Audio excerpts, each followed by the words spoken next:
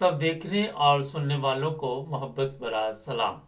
नदी फजल रहमान का ये बयान सुनते हैं फिर बात करते हैं जी। हिंदुस्तान और हम एक ही दिन में आजाद हुए। हम्म 15 अगस्त 1947 को हम्म सुबह 8 बजे हम्म दिल्ली में लॉर्ड माउंटबेटन ने इंडिया के गवर्नर जनरल का हल्फ उठाया हम्म और कराची में कायद आजम मोहम्मद अली जिन्नाह ने हल्फ उठाया। एक ही दिन हम आजाद हुए। आज वो दुनिया की सुपर ताकत बनने के ख्वाब देख रहा है और हम दिवालियापन से बचने के लिए भीख मांग रहे हैं कि डिफॉल्ट न हो जाए हम लोग। ये किसके हाथों, कौन जिम्मेदार है उसका? घूमते फिरते फिर आएगी बात, सियासतदान जिम्मेदार है, हुकूमतें नाकाम है। दीवार के पीछे जो कुव्वतें हमें कंट्रोल करती हैं, जिनके बागडोर हमारे उनके हाथ में हैं, फैसले तो वो करें और मुंह हमारा काला करें। अवाम हमें गालियां दे, जिम्मेदार हमें ठहराएं। ये कौन सी सियासत है? हम कहां इस मुल्क को ले आए हैं कि आज आपका एक एक बच्चा 25 करोड़ आबादी का वो दो। अच्छा, ये तो आपको पता है कि पाकिस्तानी जितने भी हैं वो मकरूज हैं। आपने कई दफ़ा ये बात सुनी होगी, जो बात अभी फजल रहमान ने कही कि जनाब जो पीछे बैठे हुए लोग हैं वो हमें इस्तेमाल करते हैं। सबसे पहली तो बात ये है मौलाना साहब कि सबसे ज़्यादा तो इस्तेमाल आप भी हो गए हैं और हो रहे हैं। और दूसरे जो सियासतदान बैठे हुए हैं जिनको आप ये तकरीर करके बता रहे हैं शायद पार्लियामेंट में, वो मुर्दा है। आपको याद होगा कि सिर्फ एक दफ़ा एक बयान आया था, सदर जो था रूस का, तो उसने कहा था कि पाकिस्तान एक कब्रिस्तान है। तो ये सिर्फ मुर्दा नहीं, ये कौम भी मुर्दा है।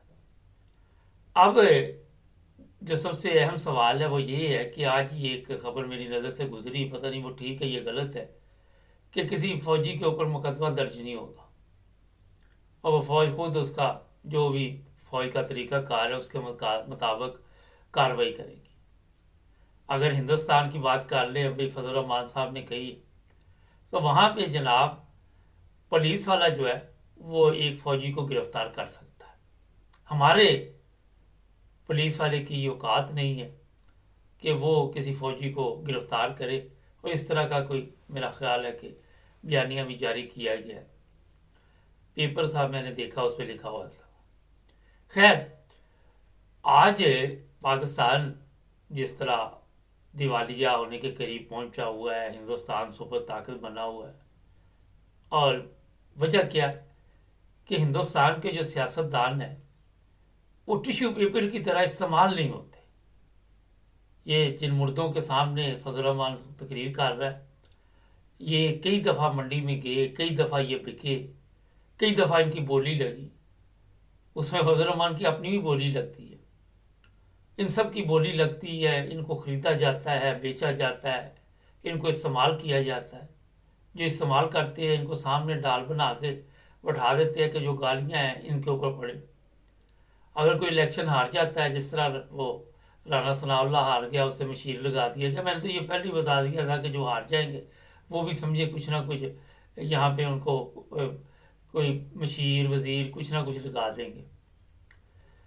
तो जिस मुल्क में ये हालत हो चुकी हो कि मुर्दों के सामने आप तकरीरें करते हों और उनको कोई फ़र्क ना पड़ता हो, ये जितने लोग बैठे हुए थे उसमें पार्लियामेंट के या हो सेनेट के हों या हमारे जज हों या कोई भी इदारे के लोग हों, उनके सामने आप इस तरह की जितनी मर्जी तकरीरें करते रहे, उनका ज़मीर जो है वो मुर्दा हो चुके हैं, वो जिंदा लाशें बन चुकी हैं। वो अपने आप फैसला नहीं कर पाते, उनकी औकात नहीं है, उनकी हैसियत नहीं है। जिस तरह एक मर जाता है ना बंदा, उसको फिर जिस तरह मर्जी आप उठा के लिए फिरे, उसको जहाँ मर्जी दफना दें, आग लगा दे, जो मर्जी कर दे, मुर्दे को पता नहीं होता। ये हालत पार्लियामेंट की हो चुकी है और यही हालत अवाम की हो चुकी है। ये क्यों लोग इस्तेमाल होते हैं? अपने लालच के लिए, अपनी प्रोटोकॉल के लिए। ना इनको मुल्क से हमदर्दी है, ना इनको अवाम से हमदर्दी है, ना इनको गरीब से हमदर्दी है। आज मजदूरों का दिन मनाया जा रहा है और मजदूर बेचारे आज भी काम पे होंगे। आज भी मजदूर अगर काम पे नहीं जाएगा तो उसके घर में मेरा ख्याल है कि खाना नहीं बनेगा। मगर ये जो लोग आज उनके नाम पे छुट्टी मनाएंगे, वो बड़े आराम से पिकनिक मनाएंगे, कोई ग्रिल पार्टी करेगा, कोई कहीं पे दावत होगी, जाके आप देख ले पाकिस्तान में, क्योंकि हम तो पाकिस्तान की बात करेंगे, रेस्टोरेंट फुल होंगे, आपको जगह नहीं मिलेगी। पाकिस्तान ने सिर्फ पैदा गरीब किया है और गरीब को कहा कि तुम यहाँ पे रहो और तुम्हारे नाम पे हम कर्जा लेंगे।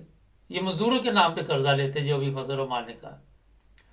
ये मजदूर के नाम पे सब कुछ आता है, गरीब के नाम पे आता है और अमीर उससे अपनी याशी के जो बंदोबस्त है वो करते हैं। गैरत की इतनी बड़ी आपने मिसाल मेरा नहीं ख्याल कि कहीं सुनी होगी कि इनमें गैरत एक, तो अगर आप ना मैं अब क्या अल्फाज बोलूं, जरा बार भी नहीं है। ये पार्लियामेंट में आते हैं, तकरीरें करते हैं, एक दूसरे को सुनो के चले जाते हैं, फिर इकट्ठे बैठ के पार्टियां करते हैं, इकट्ठे गप्पे लगाते हैं, इकट्ठे खाने खाते हैं। अवाम को जिस हाल में इन्होंने पहुंचा दिया, अभी और भी इन्होंने अवाम के लिए मुश्किलात खड़ी करनी है। किसान है वो सड़कों पे आए हुए हैं, वो लेके कोई बाइक लेके निकला हुआ है, कोई ट्रैक्टर लेके निकला हुआ है, ये गवर्नमेंट गंदम हमारे से खरीद थी। अभी एक खबर चल रही थी कि यूक्रेन से गंदम लेनी थी, पता नहीं कितने मिलियन की, वो गंदम एक हफ्ते में आई नहीं, वो पैसे जो इधर के उधर हो गए, वो खा पी गए और कागजों में लिख दिया कि गंदम आ गई। यही हालत पाकिस्तान की हो रही है, कागजी कार्रवाई चल रही है।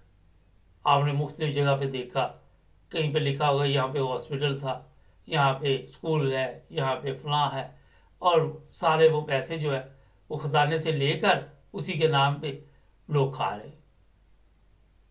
जिस मुल्क में ये हालत हो चुकी हो कि सेनेट में लोग भी मुर्दा बैठे हो, पार्लियामेंट में बैठे मुर्दा हो, अवाम भी उसी तरह मुर्दा हो चुकी हो, वहाँ पे हिंदुस्तान की मिसालें देनी। हिंदुस्तान में कोई कवानीन है, वहाँ पे कोई पूछने वाला है, वहाँ पे कोई बातचीत करने वाला है, कोई अदालतें हैं।